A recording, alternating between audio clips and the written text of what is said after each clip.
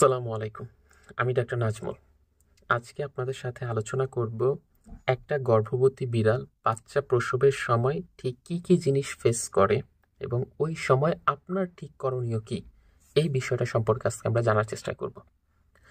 মানুষের মতো কিন্তু ওদেরও এরকম লেবার পেইন ওঠে। আপনারা এটা খেয়াল করলেই বুঝবেন যে মানুষের যেমন একদম গর্ভাবস্থার শেষের দিকে একটা লেবার পেইন ওঠে, তারপরে বাচ্চাটা আসলে বডি থেকে বের হয়, ওদের সিকোয়েন্সটাও একদম হুবহুব সেম।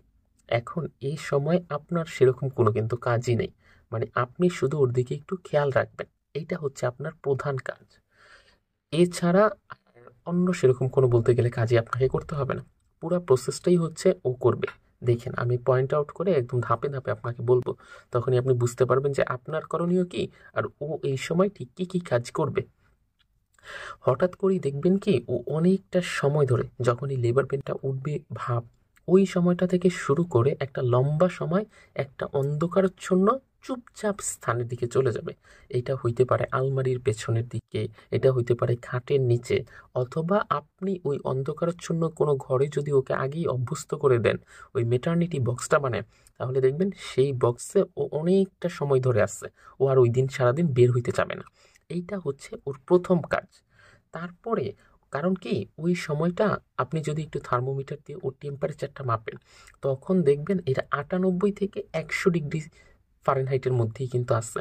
আমরা জানি বিড়ালের স্বাভাবিক টেম্পারেচার কত, 101 ডিগ্রি ফারেনহাইট অথবা 102 ডিগ্রি ফারেনহাইট, কিন্তু তখন সাধারণত কমে 98 থেকে 100 ডিগ্রি ফারেনহাইটের মধ্যে চলে যাবে। ঠিক আছে, এইটা দেখেও খুব বেশি ঘাবড়ানোর কোনো কারণ নেই, এটা ওই টাইমটার জন্য নর্মাল। এরপরে ওর শুরু হবে আস্তে আস্তে পানি ভাঙা, মানে ওর ওই ভ্যাজাইনার ওই এরিয়াটা দিয়ে আস্তে আস্তে আপনি দেখবেন অল্প অল্প করে পানি ভাঙতে শুরু করছে। এখন এই পানি ভাঙার সাথে সাথেই কিন্তু একটা একটা করে বাচ্চা আসতে থাকবে, কিন্তু সবগুলা বাচ্চা একটার পর পর এরকম ভাবে আসবে না। মানে একটা বাচ্চা আসছে, একটা লম্বা সময় আবার গ্যাপ দিবে, তারপরে আরেকটা বাচ্চা আসবে, আবার লম্বা সময় গ্যাপ দিয়ে আরেকটা বাচ্চা। সাধারণত খুব মানে অল্প বিড়ালের ক্ষেত্রেই দেখা যায় একটার পর পরই আরেকটা এরকম ভাবে আসে, কিন্তু বেশিরভাগ বিড়ালের ক্ষেত্রেই দেখা যায় যে একটু গ্যাপ দেয়, গ্যাপ গ্যাপ দিয়ে তারপরে সাধারণত এটা আসে। এবং এই বাচ্চাগুলো সাধারণত ওরা 1 থেকে 6 ঘন্টার মধ্যে সময় লাগে, তারপরে কি করবে, এই বডি থেকে বের করবে একটু একটু করে। এর জন্য এই পুরা সময়টাই আপনাকে বারবার ওই জায়গায় গিয়ে দেখতে হবে যে হ্যাঁ ঠিকঠাক আছে কি না, ওইটা ঠিকঠাক কোনো বাচ্চা জন্ম দেওয়ার পরে ওইটা কি ওর চাপে পড়ে গেল কিনা, এই জিনিসগুলোকে আপনাকে একটু মনিটর করতে হবে। এই বাচ্চা দেওয়ার সময় আমাদের খুব একটা কমন মিস্টেক আছে। এখন ধরেন আপনি তো খুব এক্সাইটেড ওই সময়, তখন আপনি বসে দেখলেন কি একটা বাচ্চা অর্ধেকটা পরিমাণ বের হয়েছে, কিন্তু বাদ বাকিটা ওর বের করতে একটু কষ্ট হচ্ছে। তখন আপনি ওই বাচ্চাটা ধরে টানতেছেন, মানে ওর পা ধরে টান দিতেছেন, যাতে করে মায়ের পক্ষে একটু সোজা হয় ওকে বডি থেকে বের করে দেয়া। এইটা করা যাবে না। এইভাবে টানাটানি করলে ওর জরায়ুতে কিন্তু ইনফেকশন হয়ে যাবে। পরবর্তী বাচ্চার ক্ষেত্রে এটা সমস্যা হইতে পারে। পরবর্তীতে দেখা যাবে যে ও আর কখনো গর্ভবতী হতেই পারবে না, এইখানে ইনফেকশন হবে ব্যাকটেরিয়াল, যার কারণে আরও সমস্যা আপনাকে ফেস করতে হইতে পারে, বা এই বাচ্চাটার গলায় নার প্যাচে আলটিমেটলি মারা যেতে পারে। এই জন্যে কখনোই একটা বাচ্চা বের হওয়ার সময় আপনাকে টানাটানি করা যাবে না। এটা ওর একটা অটোমেটিক ফিজিওলজিক্যাল প্রসেস। ও আস্তে আস্তে ধীরে সুস্থভাবে ওর মতো করে ওই বাচ্চাটাকে আলটিমেটলি বডি থেকে বের করবে, এবং ওকে এর জন্য পর্যাপ্ত পরিমাণে সময় দিতে হবে। তারপরে বাচ্চাটা যখন ওর বডি থেকে বের হইছে, আপনি করলেন কি একটু টাওয়ালটা দিয়ে মুছে দিলেন, যে বাচ্চাটার গায়ে তো সাধারণত এই মিউকাসগুলো লেগে আছে এই পানিটার মতো, এটা তো আলটিমেটলি ওর জন্য ঠান্ডা লাগাই দিবে, ওকে একটু মুছে দিই। এই কাজও করা যাবে না। এইটাও কিন্তু ওর একটা নর্মাল ফিজিওলজিক্যাল প্রসেস, যে ওর মা চেটে চেটে আলটিমেটলি এই জিনিসটাকে পরিষ্কার করে দিবে। কিন্তু এইটা কেন করে এবং এটার পিছনে আসলে বিজ্ঞানসম্মত দিকটা কি? এটার পেছনে বিজ্ঞানসম্মত দিকটা যখন ওর মা এই জিনিসটাকে চেটে চেটে পরিষ্কার করে, তখন এই জিনিসটার একটা ঘ্রাণ ওর মস্তিষ্কে যায়। মস্তিষ্কের পিটুইটারি গ্রন্থি থেকে একটা হরমোন আলটিমেটলি বের হয়, অক্সিটোসিন, যেই হরমোনটা কিনা ওর ওই বুকে দুধ আনতে সহায়তা করে। এখন আপনি ধরেন এটাকে টাওয়াল দিয়ে মুছে দিচ্ছেন, টাওয়াল দিয়ে মুছে দিলে আলটিমেটলি কি সমস্যা হবে, ও তো আর এটা চাটতে পারলো না ওর মা, যার কারণে ওই ঘ্রাণটাও পাইলো না, ওই দুধের পরিমাণটাও তখন কি আসলো, কম আসলো, যার কারণে বাচ্চা তখন কি খেয়ে বাঁচবে।